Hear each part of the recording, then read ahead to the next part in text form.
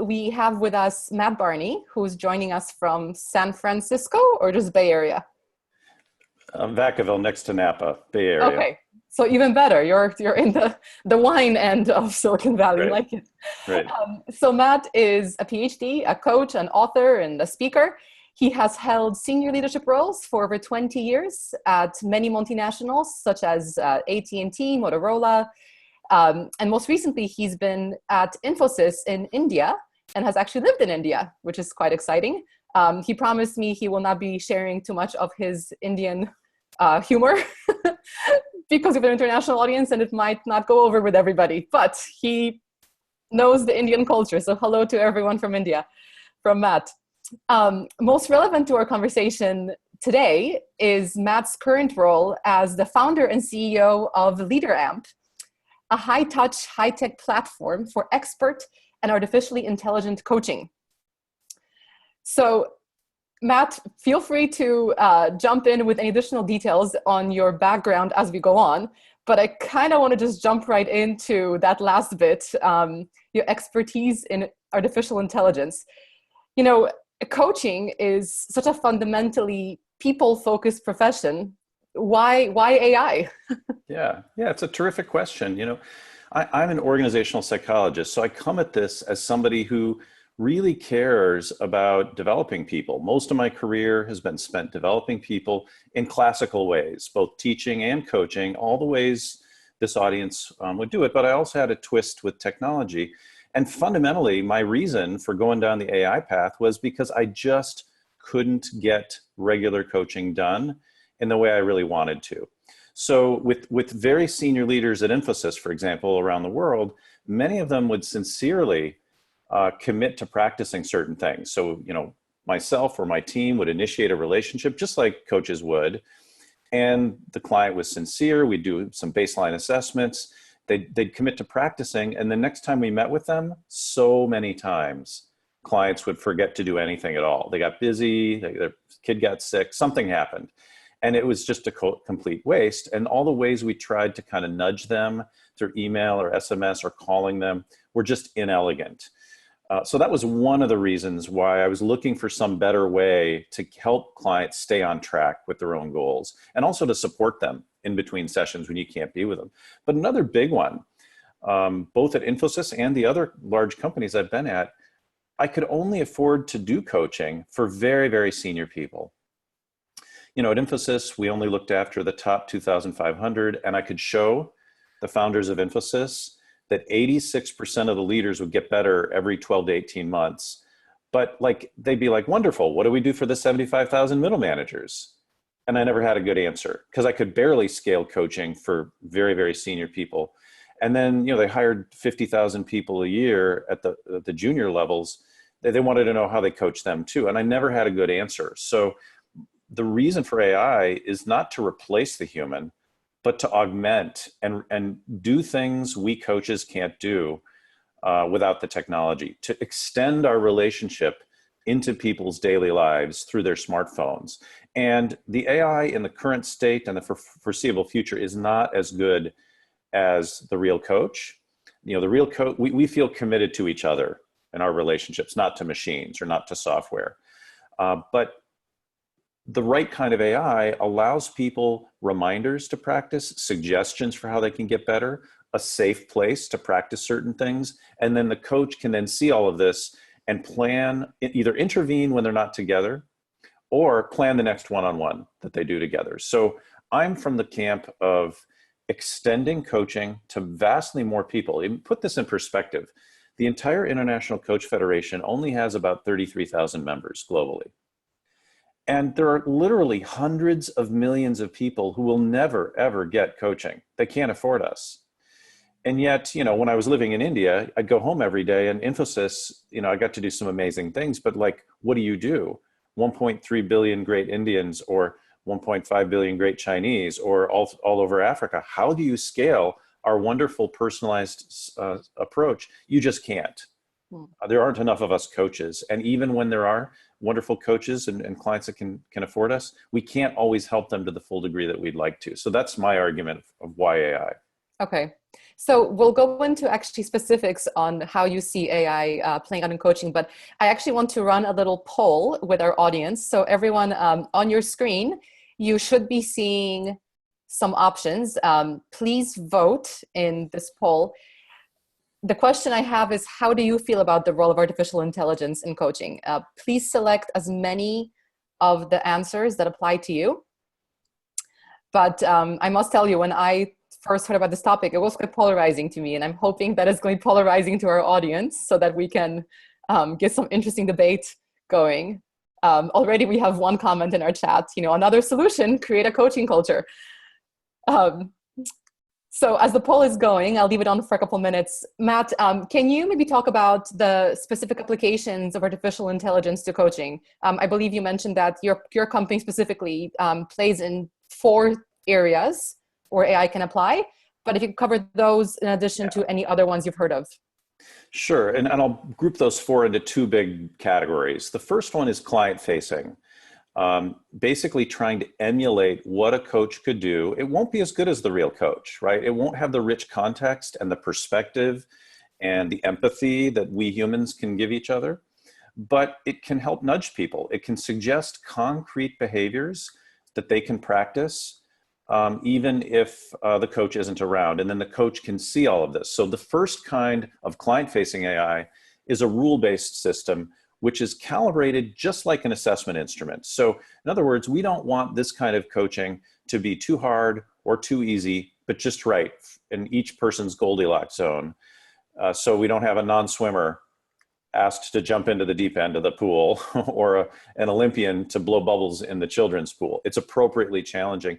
And it's also written by a human so that, and ideally somebody that they trust or look up to, like an Elon Musk or a Oprah Winfrey type person, so that there's some excitement or anticipation of what that content is. It is tailored to them. It's written by that person that they might respect, but they're scheduling when they wish to get this and drip it into their life, and then journal about the lessons they've learned from trying to practice that. And that journal, I think, is a very important, elegant window we coaches have into our clients. Rather than like spamming them or calling them or emailing them that might get lost or feel annoying to the client, it's good for clients to reflect on whatever they were doing, on what worked, what didn't work. So it's developmental for them, but it's a clean way we can know, is this person doing anything at all? So the first kind is this calibrated, rule-based AI. The second kind is based on what many people are now calling deep learning, and in the 90s, they used to call neural nets. It's basically an emulation of what we humans do in our brain, but it's digital. And that means it's got all the normal biases that a Ku Klux Klan teenager might have from growing up with their parents who might be biased. What we do is try and take the best of the computer science with none of that bias and basically emulate. Initially with persuasion, you could just have a flight simulator. You can talk into your phone and get measured on the latest science of persuasion, and then immediately get feedback and try again before you go do it with a real client or a board or a customer or whatever the influence situation is. So the idea is to give people an easy way to get immediate, meaningful feedback, and then store that all so that the coach and the client can work on that same stuff, or if the coach can help that person in between sessions, they can do that. So those are the 2 kind of client-facing, rule-based and deep learning. Then there's 2 other kinds around the content and making it really fast to create either new assessments or the new forms of coaching.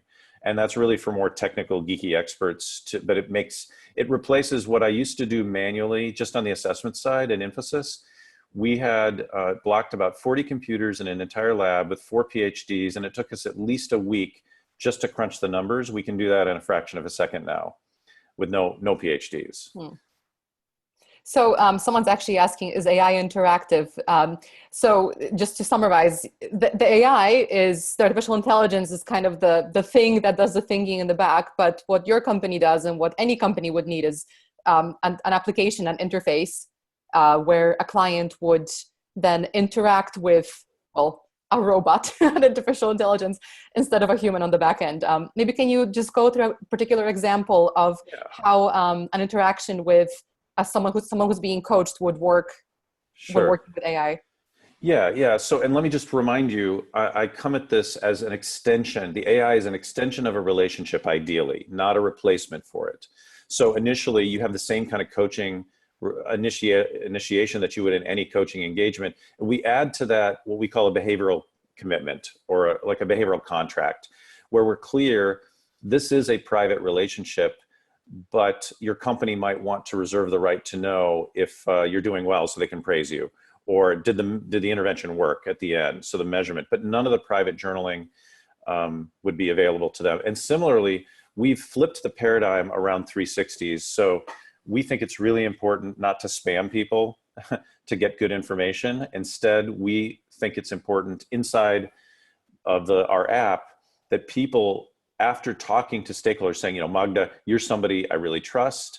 It would mean a lot to me if you'd help me. I'm really not sure what I'm going to work on. So the first area I might want your help is some feedback. And then on an ongoing basis, I might want your support. Would you mind? It'll take you 5 minutes.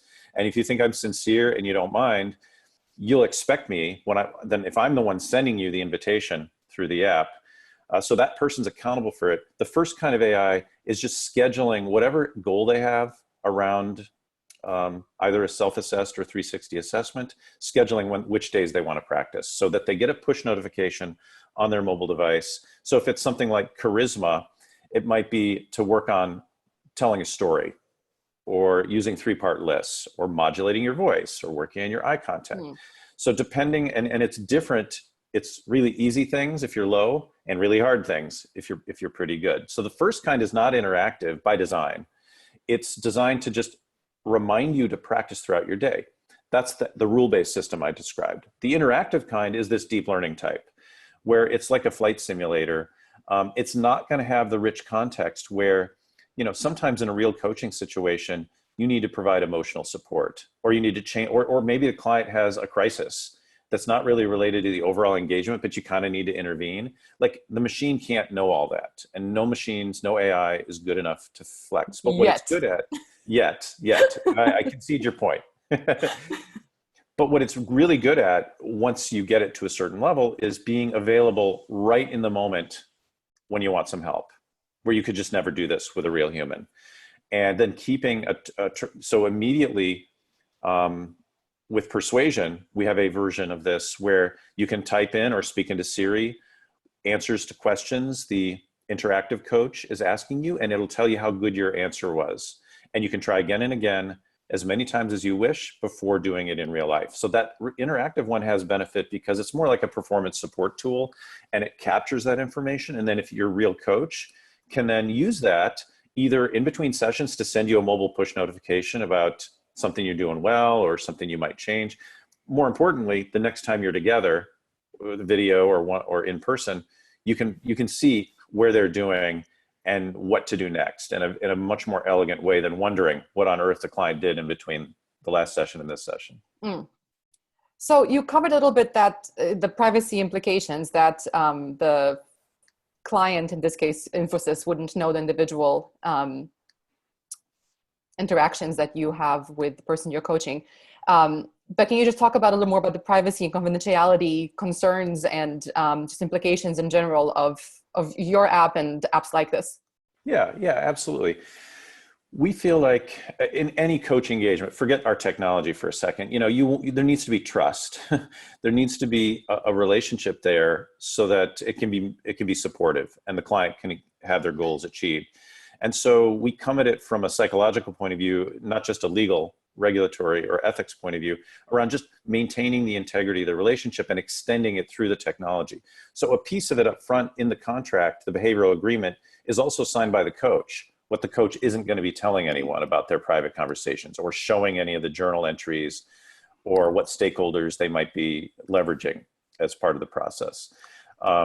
We also, we obviously, there's the new European data privacy laws, GDPR. There's and that's a little different in different countries. Like India has a data privacy law around deleting the data after a certain period of time. So we're transparent upfront about, this is a developmental thing. It won't be used against you except insofar as you squander the resource, your company may be disappointed that you're not doing anything with it, and they reserve the right to know if you're not really working with your coach much, or getting better.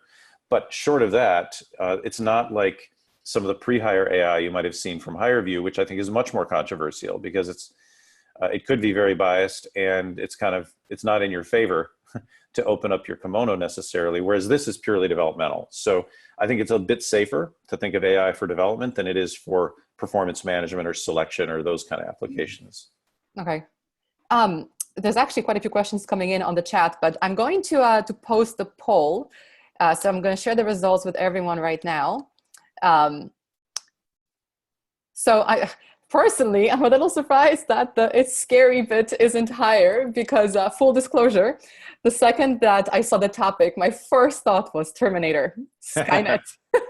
And I know this is coaching. We're not talking about, building an artificial intelligence that's going to tell people how to behave.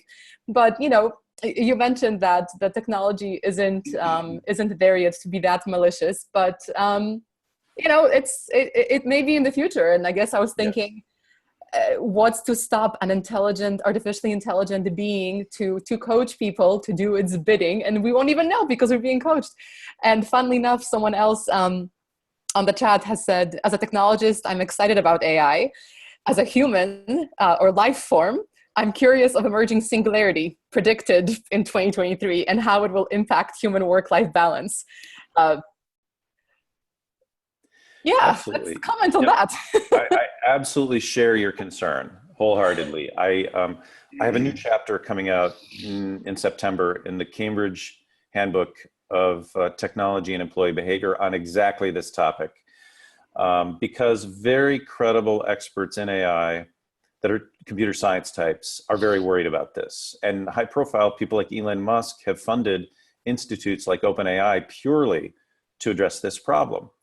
My concern with it is partially because let's take those threats seriously, because even if the singularity doesn't happen, AI can still be dangerous and still hurt people.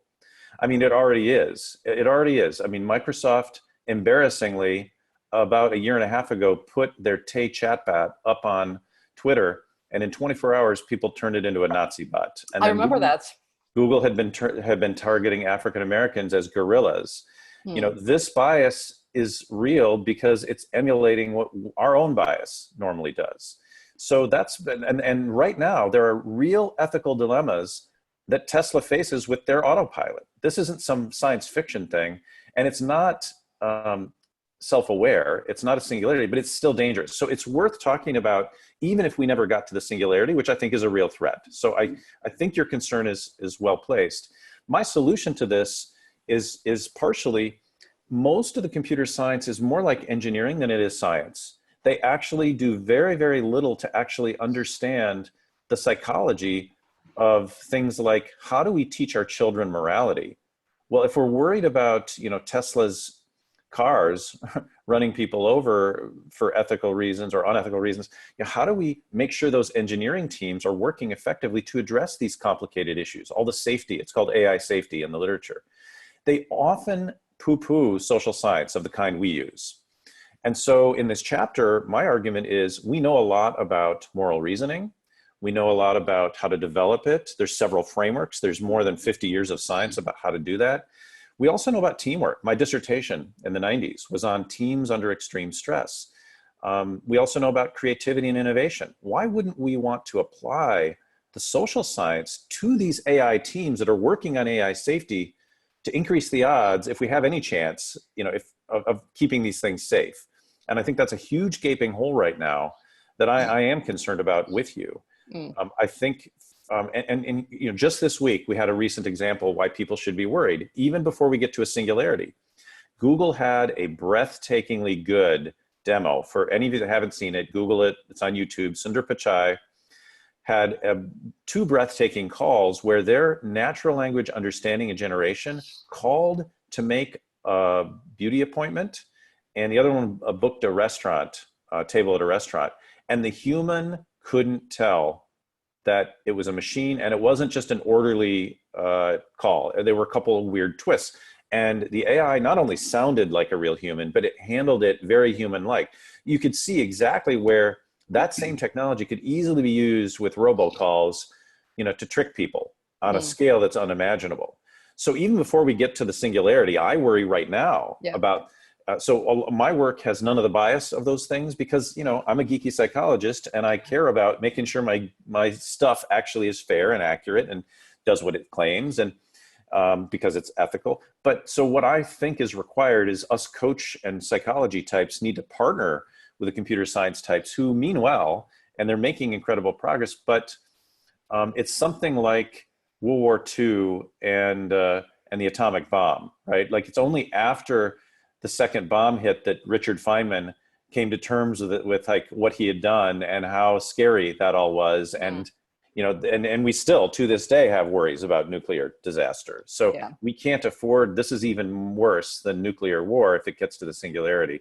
So I think it's important that we use AI to mitigate those risks, but it requires using the psychology of moral reasoning and teamwork and creativity to solve these safety problems, if that makes sense. It does. And sorry, yes, Ram? Go. Before we go deeper into the fears, and I'm sure that fears would be unending, I would like to go more into the motivational aspects of the work that you're doing, which is what interested me. And as a practicing coach, I tried your app and I found it extremely useful at several levels. At the first level, it was something, if I am coaching 10 people at the leadership level in a company, I could now use your tool to expand it to 100, or maybe that 100 into 1,000 and so on, like you were talking about. That was an outstanding advantage that I saw, and when I tested it out, I found it could be possible. The second, it was on mobile. Yes, there could be concerns about privacy and so on. Michael and others have pointed out, fair enough. But those are things which could happen even today at the individual level, how these privacies and ethical laws are being obeyed by individuals and so on and so forth. So one can keep talking about it forever and ever. But very specifically, I found it extremely useful. The third I found very useful was it was asynchronous. And many people have problems with asynchronous, but I found that when the asynchronous is used properly, out of the dimension of the actual coaching, and like you said here, in terms of follow-up and so on, that could have tremendous augmenting value to the coaching process itself. And finally, we had Marshall Goldsmith come here and talk about stakeholder coaching concepts in terms of feed forwards, in terms of expanding the list of stakeholders, how do you stay accountable, etc., which is the most difficult thing. That's what you pointed out in emphasis, and people do not find the time to follow up. So let us just focus for a moment without going too deep into the whole conceptual gambits of artificial intelligence. I would like to term this as digital intelligence. And today, every one of us who's using even the Zoom has to have a certain amount of digital intelligence. If you could sort of explain what Leader App does, as I practiced it, for example, I think it would allay a lot of fears that people have about what they are expressing here, and presumably. And I found it, the reason why I wanted you to be here was to expose coaches to the possibility of using something like Leader App in their applications. It could add tremendous value, as I believe it does to me. Thank you. No, I really appreciate the kind words, and I'm delighted. Let me start with the motivations as you asked, and then I'll talk maybe some more examples. My motivations come at it from like how there's so few of us coach types, and so many people, and especially when I was living in India, I literally was thinking about not just Infosys, but the median age in India is something like 25. And, I'd go home every day. I'm like, how do I scale coaching to a country like this? Or I go to China, how do I scale? You just can't. And so that's where, with our traditional approaches. So can we ratchet down a bit some of the touch? I'm not saying erase the human connection at all. I'm saying, can we reduce that, or at least have different business models which allow us to embed our relationship responsibly into people's daily lives? And part of the reason I went mobile is because, as you said, Ram, everybody has cell phones these days. I think at least 5 years ago when I was in my store, even homeless people had Androids. So I was thinking, okay, if I can have a high touch, high tech combination to extend the coaching relationship, a given coach without technology, or maybe just with Zoom, can maybe touch a couple dozen people a year, something like that. I mean, I think now my motivation is I think we can easily make that 10 times more easily with people who are sincere. Now, the less human touch, the worse it will be, but it's still something that we could even make this available for the desperately poor in the developing world. So how does it work? Well, part of the reason I think it can work the way it does is if you do start out with a relationship, there's really somebody that's able to see what I'm up to, my journaling entries. So I'm scheduling it, I choose it. And maybe my schedule changes. I choose when I want the AI to coach me. So that the version that Ram was talking about, it's part of my goals. I want to get better, but maybe I forget, or maybe I'm not sure what I might be able to do. Now, the AI can't know the context of exactly your situation, but neither can your coach. So you could do your best to get a suggestion for a concrete behavior that might really make sense, or support you might go seek from your mentor, or like Ram said, feed forward, where you might ask a stakeholder for a new behavior you might practice today. So there's a variety of things you might do in a given day. Can I remind myself on the days I want to try and do this, and then do my best to apply it and then journal about it? So it's that we know in the persuasion literature, the more commitments, the more public, the more active, voluntary commitments, the more likely people follow through. So if they commit in the behavioral contract before they touch the software, in the software, they're scheduling it, the coach sees when they're making their promises. And if they slip, if they fall off the wagon and forget to practice one day, the AI, well, the coach can see it and nudge them. Oh, I'm worried about you. Are those the right days and times? Do you want to change it up? Do you want to reduce the frequency to make sure it's more important that you practice these things, in a meaningful way than it is to do it like 7 days a week? Because that's maybe too much for most people. So the opportunity for the coach to have a private window into what the client's doing with the AI is part of where I'm coming from, to try and extend that relationship. And then this newer kind that isn't out yet, this interactive kind I was describing, deep learning, is meant to augment that same thing. So you can have the scheduled variety that's this rule-based thing, the kind that Ram liked. And then there's also, well, if I'm going to go practice something, can I do it in a safe place before I go do it? And then my coach can see all of it and compliment me, praise me, suggest things, send me things, or at least at a bare minimum, plan our next one-on-one together in a way that's elegant and based on what I've been up to. In the telepsychiatry literature, in other words, clinical applications of distant psychiatric things, synchronous and asynchronous, there's good evidence that it works with crazy people. And if it works with the crazies, why shouldn't our normal populations at work do just fine?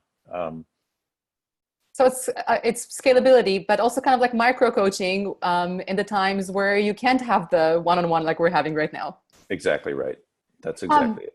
So I'm curious, are there particular groups or learning preference types that are responding better to this kind of coaching than others? Yeah, it's a great question. I came at this, before Infosys, I looked after 82 fiduciary boards.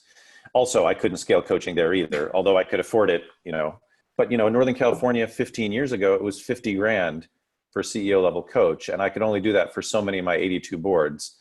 So initially I was thinking senior leaders, because those are the problems that I faced. But realistically, people that are very happy with their executive coach and it's working brilliantly for them, that are, not as techno savvy as my children are, probably not the best fit with LeaderAmp. Can we help them? Yeah, I built it for that, but I actually think the sweet spot is not in classical executive coaching at all. I think it's kind of all the people that are extremely sincere about wanting a coach, but their company won't pay for one.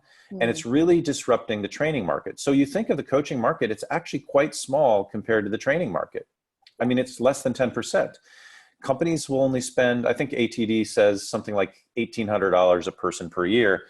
How do you afford something like that for a coaching engagement other than a minimal kind of engagement? So I think, so it seems to me that our best traction commercially is more with the middle manager types that normally they get training, but they wouldn't get coaching. And then pleasantly, surprisingly, we've actually had interest from actual children and children's camps who are obviously very mobile savvy. And so Camp BizSmart is one of the children's entrepreneurship camps that are using our app. That audience is like, they don't remember a time before the iPhone. So they're very comfortable with this kind of coaching. Okay. So you use the word disruption, and I kind of hate the word disruption because it has a bit of a negative connotation. But do you think this is maybe just the evolution of where coaching is going? It's, you know, as you're talking, I'm thinking, is this the Netflix approach, the Netflix for coaching? I mean, I certainly think, I think we ought to take a serious look at ways we can make our coaching better, whether it's with or without technology, right? The same is true of the pure science of how we might best coach, which might have nothing to do with the technology to deliver our coaching. So I think, yes, I think this has to be a piece of it, because there's just too few of us and it's just too expensive. We're worth a lot, but companies can't afford us in the classical approach purely. And it's also not as effective as it could be. Let me put it this way. If you look at the data, when I came back from India in 2013, more than 80% of Fortune 500 CEOs were extremely unhappy with their succession pipeline. And you know, the tenure of those same CEOs is going down and down. I think at the beginning of my career it was close to 7 years. I think it's down to 3.5, the typical CEO of a Fortune 500. So the need to grow leaders, it can't happen in one engagement, right? To grow a senior CEO board level person, it's going to have to be over years. And companies like Procter & Gamble invest in these coaching kind of things, you know, but on a multi-year, multi-decade basis, but even they don't start coaching till like director on up. So how do we get, you know, desperately poor people or very junior people support in an affordable, scalable way when, you know, when there's only 33,000 of us and literally hundreds of millions of others who will never get our stuff? This is about the only way I can think to do it, is some kind of combination of high touch and high tech. So when you and I spoke originally, you talked about the implications for diversity audiences as well, and how this could be helpful for companies who have that challenge. Can you talk about that a little bit? Delighted. In fact, I'm extremely honored. It means I really care about Infosys. They were very good to me. It was a good experience for me, but I'm extremely honored. They've given us a verbal commit to have 6,000 women leaders on our platform in the next few months. Primarily because, first of all, there are some unique barriers women leaders may face in the workplace, particularly in India, more so than in other countries, around maybe gender roles or family expectations about who does what to raise the kids. And although Infosys at the beginning, and many companies in India would have this too, have, you know, roughly 50-50 engineer women and men engineers, it drops off dramatically as they get older or as they get promoted or they get married and this kind of thing.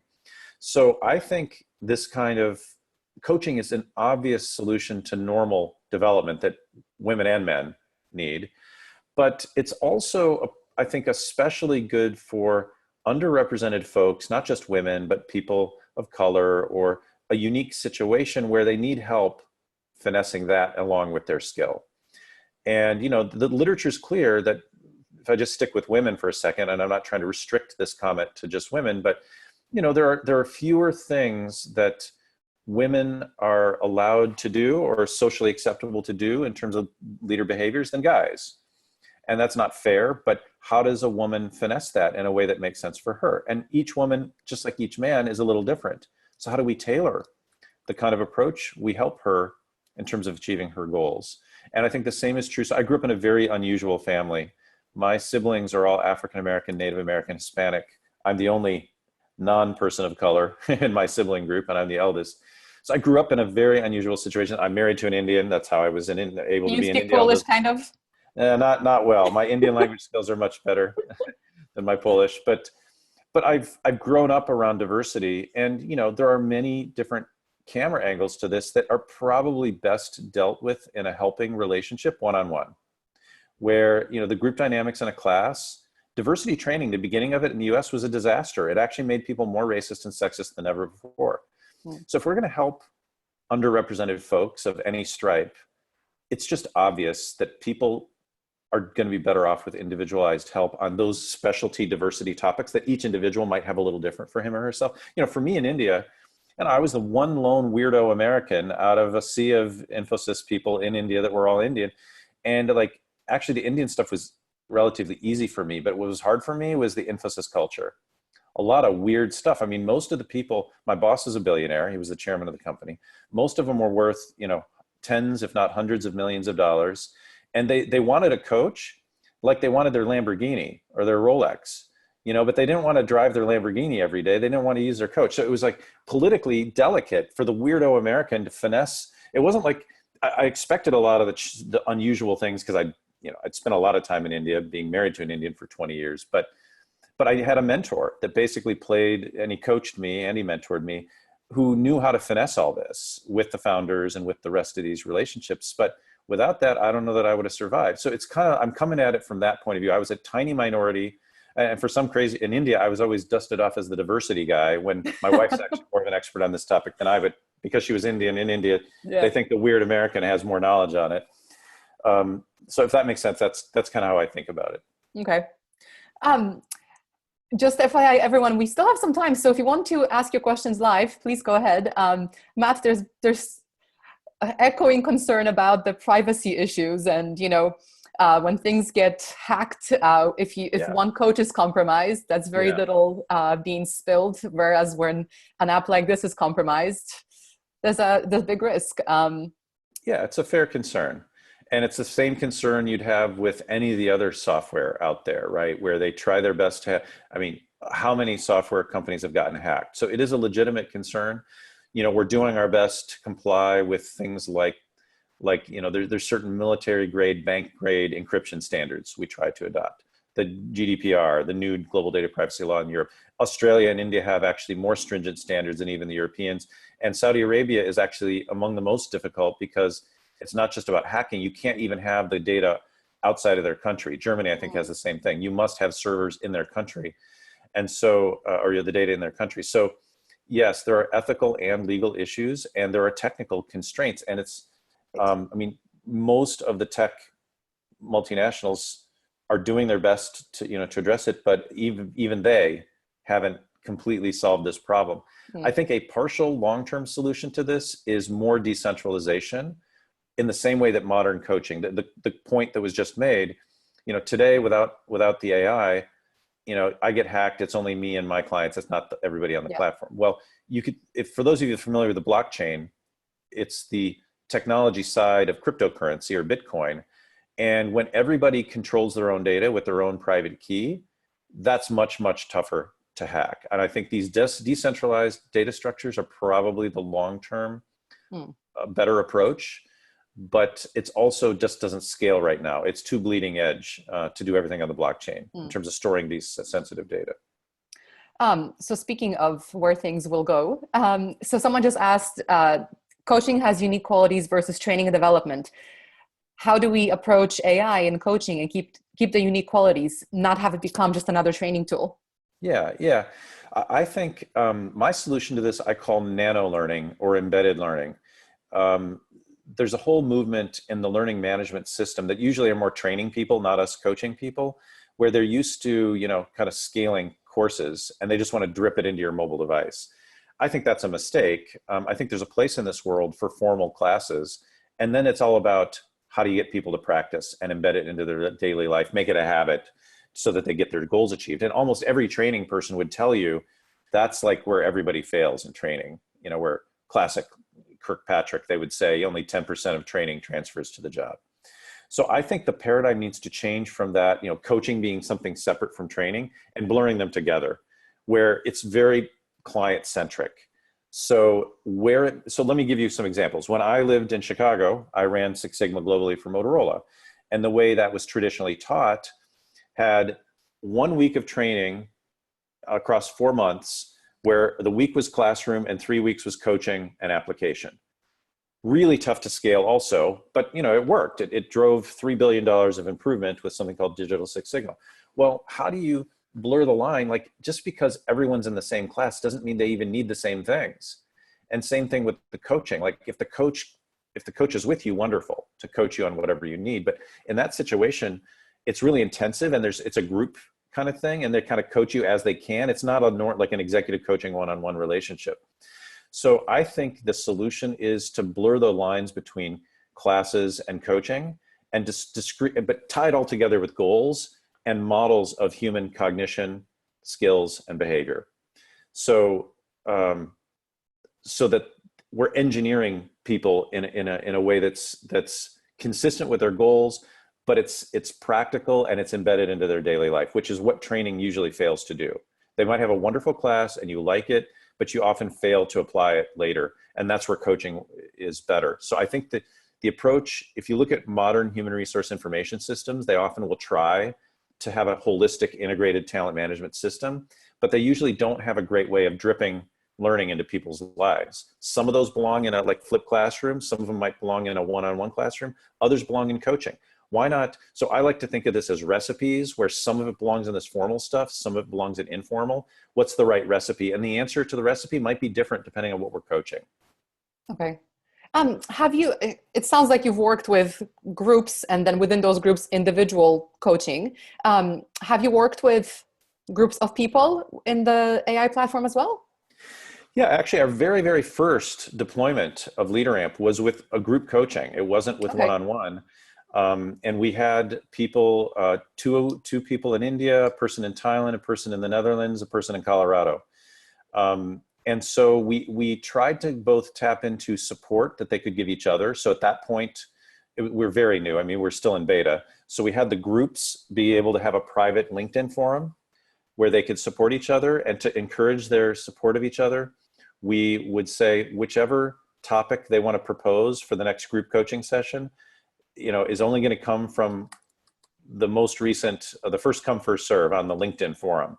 So what happened with the group coaching was we had them go through the self-assessments, they picked their goals, they would support each other on LinkedIn, and we would address the group coaching topics that people would want, and sometimes toggle into training. It actually modulated between training and coaching as the situation required. And then of course, privately behind the scenes, you can give more individualized support through the app to individuals. Now, the challenge with group coaching, of course, is you got all the group dynamics that you don't have in one-on-one, where bashful people don't want to speak up, or people don't come, and then they want to they want to see a recorded session or something.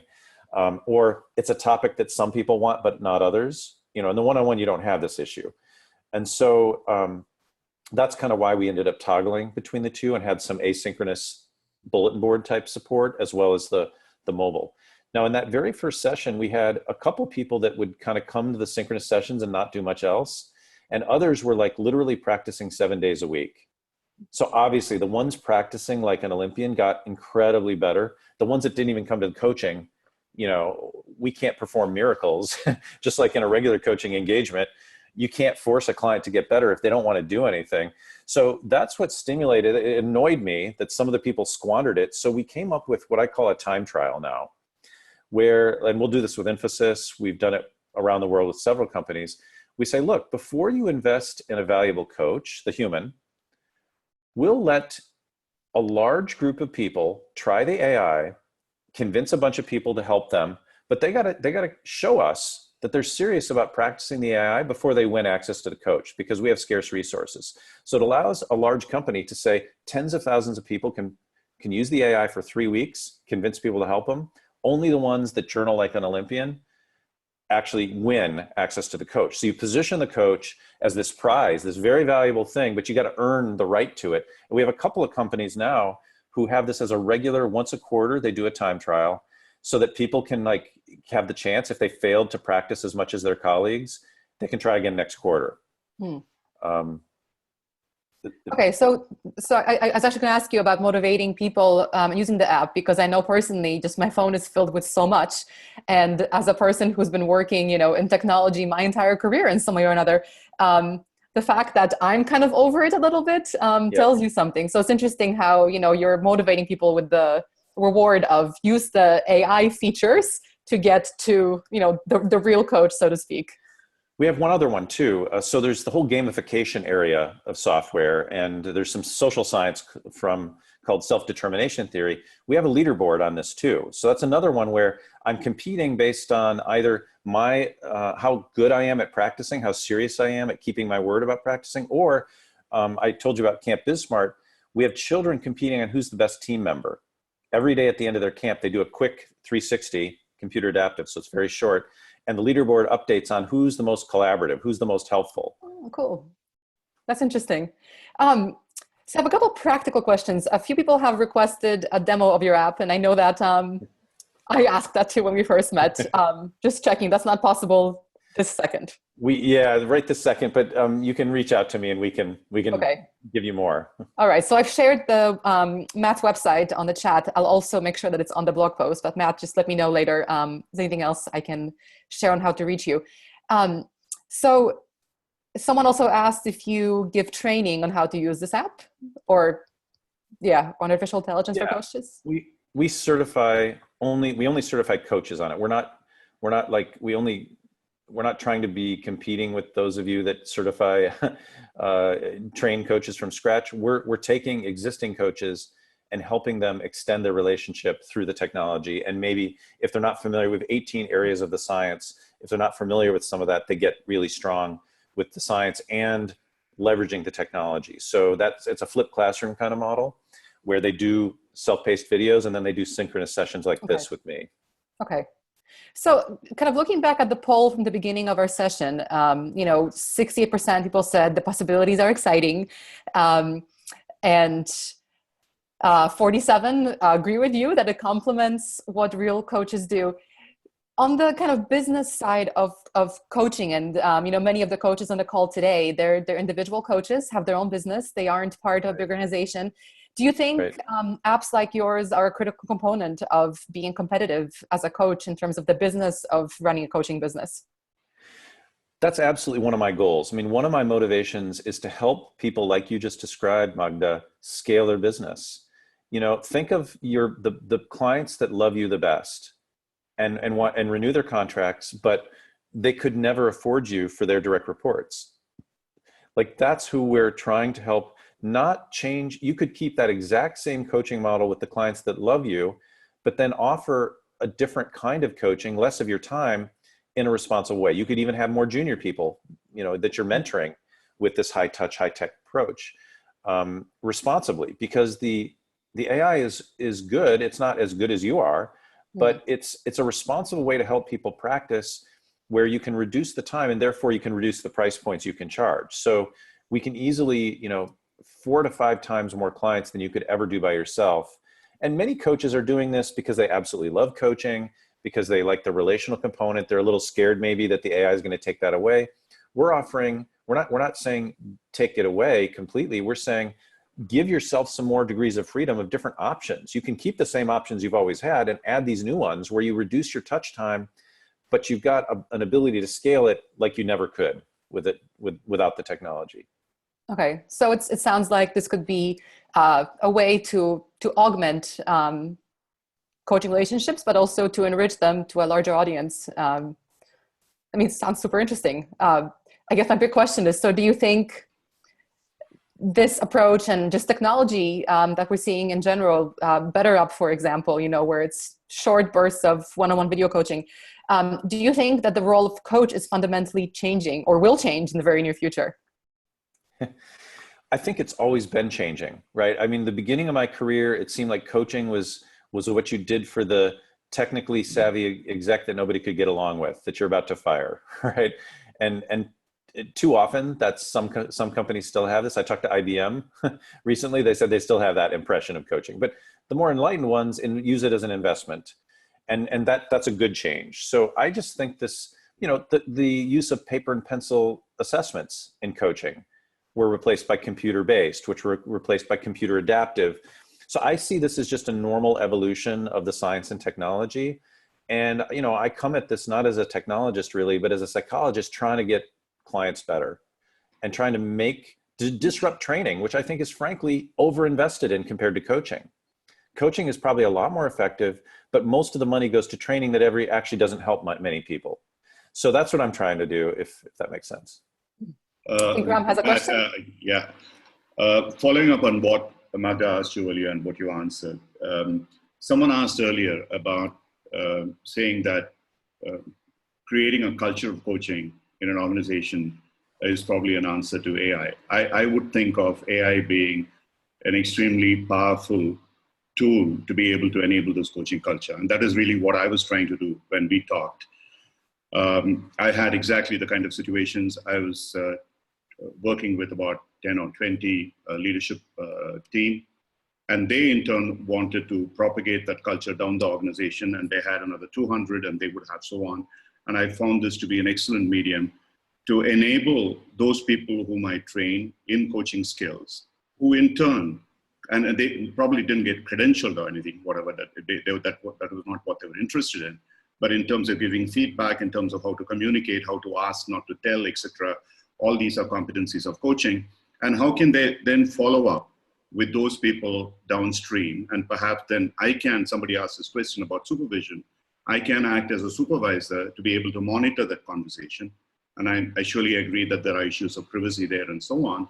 And would we be able to scale that cultural change in an organization, which is what more and more companies are working at? And I think that's what you're really trying to do. I just wanted to be sure that is what you think about. Yeah, I appreciate the point you're making, Ram. We had a request for exactly what you described with Shell. They're going through a grassroots cultural transformation, and cultural change is among the more difficult kind in OD, and especially when it's global and transnational and large. And so, our approach could potentially allow them not only to see who's doing well with the new behaviors and make them into heroes and role models, but also do experiments where it's not working in a way you just can't with normal OD interventions. So I utterly agree. And I also think that creating a coaching culture is the perfect way to do coaching around certain norms that are wonderful, like Google's orientation toward an evidence-based approach, or when I worked at Merck, it's truly an ethical company, and the culture of what it means to show up as an ethical, kind of person. I think that's ideal. I also think there's a place in this world, borrowed from sports psychology, for what might be a bit sacrilegious to some coaches, but giving advice at times. Like, there is good science on persuasion, on charisma, on formulating a winning strategy. And if your client needs help in one of those areas, just everybody in your company may be great for coaching you on culturally appropriate behaviors, but may not be experts on those things. And sometimes clients need help on those particular things. And I think it's also a good thing to offer that sort of thing when it makes sense for the client's goals in a responsible way. So I think, yes, I think there's the OD sense of coaching and scaling it with tech. And there's the individual sense where I think AI is the better solution than a coaching culture when it's a point solution, like I need my sales team to get better at persuasion, or I need my leaders to have better winning strategies that are differentiated from the competition. There's facts basically to that, where you need the human coach that knows something about those facts and the AI to also complement it together. So actually someone commented as you were talking that they've used a kind of AI to build trust and inspire their organization to code towards coaching and showing improvement in terms of stakeholder feedback. So maybe, we're wrapping up in about 5 minutes. Maybe you could finish up with a few examples of where you've seen success, maybe share some specific results to inspire us, to show us how AI can be helpful. Sure. So, let me give you one example. In the US, there are 30,000 fire leaders that are quitting their jobs, and there's not a lot of people wanting to be the fire chief. And in California, where I live, fires are a real problem. It's a life and death issue. My kid's school was closed down last year because we had fires in Napa, and it smelled like a fireplace here. So these are heroes. These are Boy and Girl Scouts that are really doing the right thing, but it's hard to scale. They're price sensitive. They can't afford normal executive coaching rates, and the scale is 30,000 people just at the chief level, not even mentioning the junior levels that need to be filled. So one of our early pilots there was with the Menlo Park Fire Protection District in Silicon Valley, where Facebook is headquartered. Now, they're the pioneers of drones, using drone technology for fires, both with the heat seeking, with search and rescue, a lot of cool things that are game changers for fire and rescue people, safety people. But they don't have endless money because they're a government entity. So they really needed to persuade Facebook to give them some more money for their drone program. And so we coached one of the leaders. He originally thought he needed to be more inspirational. So he picked charisma, and his baseline was pretty good. His colleagues, these are people that live with their coworkers for days, years and years together, and go home, 3 and 4 days out of the week. But their stakeholders, they had like 25 stakeholders, which we normally don't have that many, who rated them pretty proficient, but they wanted to get even better. So what that person would do was record his like pitches about drones and how exciting they are to kids, to schools, or to Zuckerberg, and record it on, and send a link to his videos through the LeaderAmp app, in addition to practicing the artificially intelligent coaching and journaling about it. And then the coach would then, say, oh, you did XYZ well, you did these other things not so well, let's work on that next time we're together. And it turned out that it was actually just managing his nerves was half his battle, because he was a great storyteller. And it's an exciting, life-saving stories that he's telling. But, half the coaching was around, practicing, getting prepared, coping with stress, more cognitive behavioral therapy type stuff than it was actual charisma behaviors, which he was damn good at. And he got 2 full levels better by his colleagues' own recognition of his behavior, which to me is the cleanest measure of coaching. Not just did the client love you, which we all want, did other people notice your client measurably better in a fair and accurate way, even if it's a different group of people. So we baselined him and we calibrate everyone. So we remove their bias at the end, even if, some people get hurt in the fire service, somebody else quits or goes on maternity leave.